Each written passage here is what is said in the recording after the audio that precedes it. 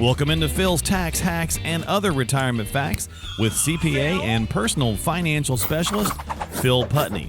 Now let's get rolling with today's show. Back here for the second half of our podcast, Until Debt Do Us Part, with Phil Putney from Phil's Tax Hacks and Other Retirement Facts. Once again, having these conversations about investing, finance, and retirement, and hopefully sharing some fun nuggets of information and different things to get us thinking about stuff that might come down the pike as we get closer to or even into retirement. And so, Phil, still on vacation. So we're still on vacation, part two. Yeah. That's right. Well, we filmed them back to back because, so you can have some fun vacation time as well. So we knock these out. We usually do them two at a time anyway. But I wanted to kind of finish up this conversation. It's kind of a fun one, really, because, couples clearly are going to fight about a lot of things, and money's usually number one. And a lot of times those fights happen, obviously, early on in marriage and raising kids and, all until that you kind get of it stuff. all worked out, and get kind of your system figured out. Yeah. And then it kind of smooths out, I think, for a lot of people, especially through the 40s and in the 50s. But then they kind of can come back again when we get a little closer to retirement because of some of the things that we've talked about on our list here. So right. we did the first you enter that next phase. So it's all new again. You got to work through some of the details. So. Some of the details, right? So we covered 5 on the prior podcast. You don't have to listen to the prior one to listen to this one and vice versa, but go check it out. I think the first 5, Phil, to me are kind of the biggies. Yeah. For couples, yep. These next 5, I think, can happen, but they're also just good points to, even if they might not necessarily be food for fights necessarily, they could just be, places you want to get worked out for sure. Right. So let's start with the emergency fund. Just how much to have. Okay. Mm-hmm. Again, one person, think about what is it? The sleep number beds, right? Yes. So if you got a sleep number bed, yeah, you might be like a 40 and, and he or she's like a 70 or something like that. Well, with the money in the savings account, right? Maybe one person wants to see, I don't know, 50 grand in the checking account. Right. And the other person is like, that's just way too much. We don't need to do that or whatever the case is. So you've got to find that limit that makes each person be able to sleep at night, but then also at the same time, not be having your money do nothing for you. Right. And it comes down to running the numbers to see if it hurts the plan. Having too much money in the bank drives me crazy personally, just because you're never keeping up with inflation. Right. Now granted, you need an emergency fund that's Absolutely. its purpose. It's not meant to grow, and it's meant to be liquid in there when you need it. But I have run into scenarios where, one of the spouses is very attached to that number of what they've got in the bank, whether it's 50 or 100,000, whatever it is. Right. That they just like to see it there every month because it makes them feel good and comfortable that, if everything goes bad, then at least I've got this, but again, it's one of those scenarios. Understand the pros and the cons, have the discussion. If you don't need all of that money to actually work for you and make the rest of the plan work, it might be fine just to help the one spouse be more comfortable and confident in retirement to leave it in the bank. Yeah. And maybe you can find a happy number, or a compromise in between of, maybe if it's 100 they have there now and that's what they're really comfortable with. Well, maybe, let's start paring that down. And as they start to see what this retirement thing looks like, because very often that's really the challenge, right? They've got, it might be the spouse that pays the bills. So they see the money coming in every single month from the paychecks, and they know all the bills and they can handle that. So they just they're in their groove, so to speak. Right.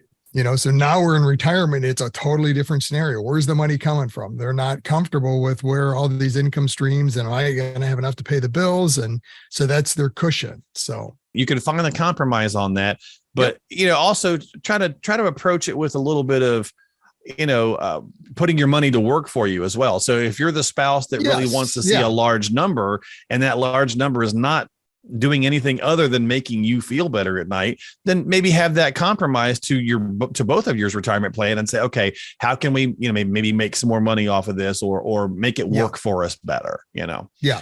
All right.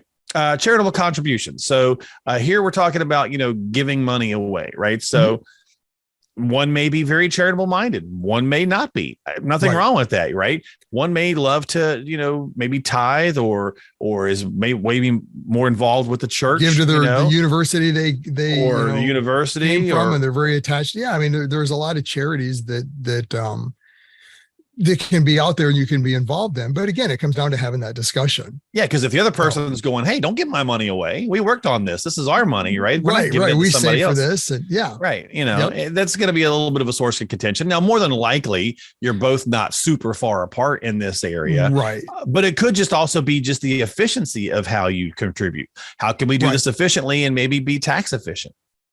right. And oftentimes this discussion probably has worked itself out to some extent early on, because Yeah. I mean, this isn't unique to retirement. I mean, if you've been charitably inclined all your life, you're not all of a sudden not going to be typically in retirement, or vice versa. Right. But I mean, it can mean some changes. Maybe your income is going to shift and it's going to decrease a little bit. So the amount you give might have to change and decrease. Maybe instead of giving as much, you volunteer more, you give more of your time. So I mean, Great point. there's ways around to make both spouses comfortable and satisfied with that decision. So yeah, for sure. Okay, so let's go from giving money to receiving it for this next one here. Maybe an inheritance. Now, I could still see this one being an interesting point of contention, no matter what your age is. So let's say Uncle Beauregard. He passes away and he leaves you. I don't know why I picked that name. And he leaves you, $50,000 or something. Well, maybe the one person that's their actual uncle says, "Hey, let's buy a camper. Let's buy a boat. Let's do one of those frivolous things that we really haven't done for ourselves." Right, and we haven't been able to enjoy yet. Yeah. And the other person says, "Well, wait a minute. Why don't we pay some more of our debt down, or whatever the case is?" Right. So you could certainly get into a fight, and then you gotta get, well, it was my uncle, not yours. So that kind of thing. Yeah, so, oftentimes that comes into it. So. Right. So maybe it's worth having, hey, look, if we do get a windfall of any kind, where it doesn't have to be Uncle Beauregard, it could be, whatever. But what do you do if you get a windfall? Maybe you should have those conversations as well. Mm-hmm. Yeah. And personally, how we handle inheritances is, unless, and I don't want to say a guarantee, because nothing's really a guarantee, but unless there's a really high probability that this money is going to be there, I generally don't like to build inheritances into a retirement plan, just because you don't know. Yeah. Especially if it's coming from a parent, because unfortunately, as we age, we potentially need more care, long-term care. And unless that parent has enough for sure that there's no way they're going to spend it all, they might need that money, so you don't want to build that into your plan and start thinking ahead of, hey, how, what are we going to do with this? So my recommendation is, first, don't build the inheritance into the plan unless it's almost an absolute guarantee. Right. Yeah. But even so, yeah, it's worth having that discussion to say, hey, if we do get this, what do you want to do with it? And if it's one of the spouses, I mean, it's going to be one of the spouses' close relatives, parents, aunt, uncle, whatever it is. More than likely. Yeah. Granted, they probably have more say in it, so to speak. But yet at the end of the day, if you're a married couple, you should be working on this together because it's yours. Yeah. So compromise, just like kind of the whole couple of shows really comes down to discussion and compromise. Have the discussion up front. The theme, and then be willing to compromise on both sides. Okay. All right. Let's go to insurance here. Our ninth one out of the 10 that we're doing. Yep. And of course, anybody who, if you've never picked up on it, in our intro, in our outro, there's a little voice that goes, Phil. And that's from the Groundhog Day movie. So that's the insurance guy. Anytime that I think of insurance, I always think of that character, Ned Ryerson.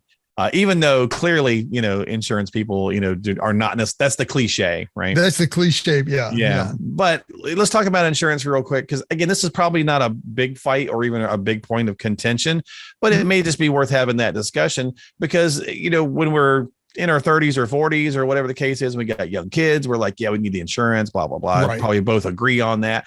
But as a retired couple, one may feel like we no longer need any insurance products of any kind. And the other says, well, wait a minute, there could be some value there. Right. So let's just kind of talk through that, or talk with our advisor about, hey, do we need some? And if so, how much? And, all that kind of stuff. Right. Yeah. So to me, this is first has to start with running the numbers. Is there a need for insurance? What happens if? And in our financial planning process, this is part of it. We stress test the plan once we've developed a plan that works and everyone's on the same page and comfortable. Now let's see what happens if one spouse passes today, 5 years, 10 years down the road. To answer the question, is there a need? Do you actually need life insurance before you even get into the discussion of, well, do I like it or not? I mean, let's see if there's a need. Yeah. And then you can, at that point, now that you know the facts, now you can start making a more informed decision. And I've had a scenario where, if the husband passes away, well, the wife is comfortable with a certain lifestyle. They don't want to give that up. So they definitely want to have life insurance on the husband. But yet then working at the other direction. I mean, if a wife passes, and maybe she wasn't the primary earner, but there's still going to be things that the husband maybe can't do that or hasn't done that she does, or vice versa. Yeah. That maybe you would want to hire some help to have that done, cleaning the house, whatever it is. Maybe you don't cook and she did all the cooking. So now you're going to, be out going to restaurants more often, eating out, so there's those discussions to have. But I've had it too, where the husband says, look, if she passes, I can adjust the lifestyle and make it work. I'm not worried about it. So right. That's fine. But have the numbers first, know what is the scenario. What does it look like? Do I need it? Yeah. Now you can make that decision. Yeah. I mean, for many couples, sometimes the grandparents wind up being the primary daycare service for their grandchildren. Right. And if unexpectedly, unfortunately, either one of them passed, that could be a heck of a cost that the kids can't afford. And so maybe the other grandparent wants to, kind of assume that cost, and that's eating into their retirement account. So insurance could be a way to kind of, again, kind of provide in some extra money for that. So no matter what job it is, it can be costly, right? Yes, absolutely. Yeah. Okay. And then the final one, number 10, financial management. This one certainly could be an easy point for an argument, because especially the last 10, 12, 13 years, when the market has been overall pretty great, with the exception of a couple blips here and there in 2022, do we use someone or do we do it ourselves? Right. So same conversation around using like TurboTax or, any of that kind of stuff where it's like, we don't need to pay somebody. We'll just do it ourselves. Right. I've done it, so far, and I've got us to where we're at so far. Totally so why do we need somebody? Yeah. Well, and that's the point right there, Phil, is because so far is usually building up to this thing called retirement. You've been building the money. How the hell do you keep it? That's right. Well, and we've had this discussion a lot of times that, getting to retirement is way easier and totally different than now that you have it. How do you spend it most tax efficiently, protecting it from the market? I mean, there are all these different factors comes into play and confidently. Yeah. And oftentimes part of that discussion is, if, again, one spouse has maybe been the primary earner, or they're even not, they're the one that handles all the finances. They're making the majority of those decisions, and that's been fine and worked well throughout their lifetime. Yeah. Do they want to be the one that handle it into retirement? Because what happens if something happens to them? Where does that leave the other spouse? Now they're not only having to deal with the grief of the loss of their spouse, but they have no idea how all this works, and they had no interest in it. And I don't know. I don't want a full-time job in retirement. Yeah. To me, and that's the other part of the decision too, is this something you really want to spend your retirement doing? Because it can take a lot of time. Mm-hmm. It can. Yeah. So, I mean, if it's a hobby, you enjoy it, maybe it's okay. Take a piece of the money, play with it, enjoy that, as long as it fits into the plan and it's not going to harm the rest of the plan from working. Maybe that's a good alternative to let that spouse still have some involvement. And there should never be, you should always still be involved, even if you're working with an advisor. Yeah. But I mean, there still has to be, to some extent, some hands off, because you're not the one making the investment decisions of buy this, sell that, and actively, in there. But do you want to really do that? Maybe that's where you have the side account set up and the hobby money, so to speak. That there you go. You can do that, that, and that'll help the other spouse maybe get some more confidence to say, okay, well, now I know somebody else is really kind of helping us direct this. So if something does happen to the the spouse that was more handling the finances, then the other spouse now has somebody to go to. So, well, if the point of this podcast, the last two, has been, trying to stave off any financial arguments in retirement over money, to me, this one just doing it yourself into retirement just opens the floodgates for that. Right. It's not even about whether we pay somebody or don't pay somebody. For me, it's like, I'm not going to argue with you because you're getting on my case because you think I didn't do something right, or vice versa. Right. Or we do make a mistake and it does cost us, and sheer panic kicks in now. Yes. And we're really right. I mean, there's just too many variables for losing, potentially losing our retirement accounts, but also just the stress and the tension and the potential, daily or weekly or monthly arguments that could come up because you're trying to handle the distribution of 401ks or the IRAs or the Social Security maximization or the insurance conversations or how it's going to affect tax. It's just too much, right? Yep. So it's and like, it's always good to have that third party to for the couple to talk. You get to take the blame, bounce Phil. things off. Yeah, exactly. I'm the advisor. I can take the blame, and that's fine. I mean, that's part of our process. Is we can help walk them through that to be the one to take the blame. That's fine. It helps their relationship kind of work it out. Well, it's at least it gives somebody, right? So they're starting to fight about something. It's like, well, let's just ask the advisor what happened, right? Exactly. Or let's just talk with them. And it does remove a little bit of that kind of, husbands and wives are still going to fight. Married people are still going to fight, right? Yeah. You don't need. There's always disagreements. You're not going to be on the same page every day. But I think, removing some of these potentially really, really heavy duty argument barriers is a great idea. And anyone who's been married for any length of time knows that, right? We're taping this. Tomorrow is my 19th anniversary. Almost got caught. Yeah. Right. So, it's like, you want it, if you've been married any length of time, stuff's going to happen. Right. So where can we kind of maybe cut this off at the pass? Right. Ahead of time. And, even in that, a lot of times, maybe one spouse doesn't see a certain way versus the other spouse does. Sure. And they don't want to believe that spouse. And maybe they're right. So this way you go to a third party. You got a mediator. That now they're both more willing to come to the same page. And it's funny because I've had that discussion where, one spouse has talked to the other and, they've had this discussion and it ends up being, they come to me and we work through the numbers and it's like, well, yeah, they're right. And so that's the worst, but they wouldn't, well, yeah, that's kind of the worst for the spouse that was trying to push the decision. But at least again, it gives the other spouse that maybe didn't agree to begin with some confidence to say, okay, well, this is a professional. They know, I mean, it's what they do. Yeah. So now I'm more comfortable with that decision. And maybe it cuts down on told you. That's right. Maybe it might not. Maybe not. We'll see. Yeah. All right. Well, sometimes there you go. That does come into play. But. This is true.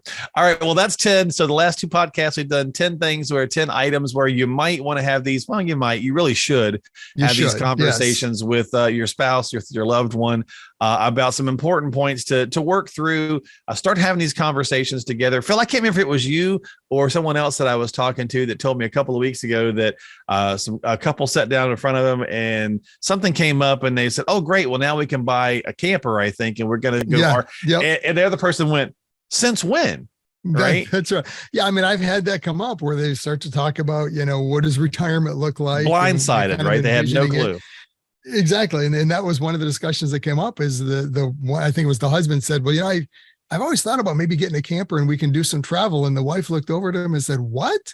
Right. Since when? We've never camped, I never knew you had an interest in that. So right. It's I always joke and say, okay, wait a minute. I got to take my financial advisor hat off and put on my counselor hat. Now we have to have this discussion. So, So hopefully this podcast will serve as a kickstart for that, for folks to start having some conversations through some of these pieces. And then, try to talk through them a little bit with each other. And then of course, absolutely. Get a third party involved as well by working with a financial professional like Phil or someone else who's got the right qualifications for what you need with your retirement journey. And you can find Phil and all his information at philstaxhacks.com. That's our podcasting site, but it does link you back to his main website as well. Yep. And you can follow us on Apple or Google or Spotify or YouTube.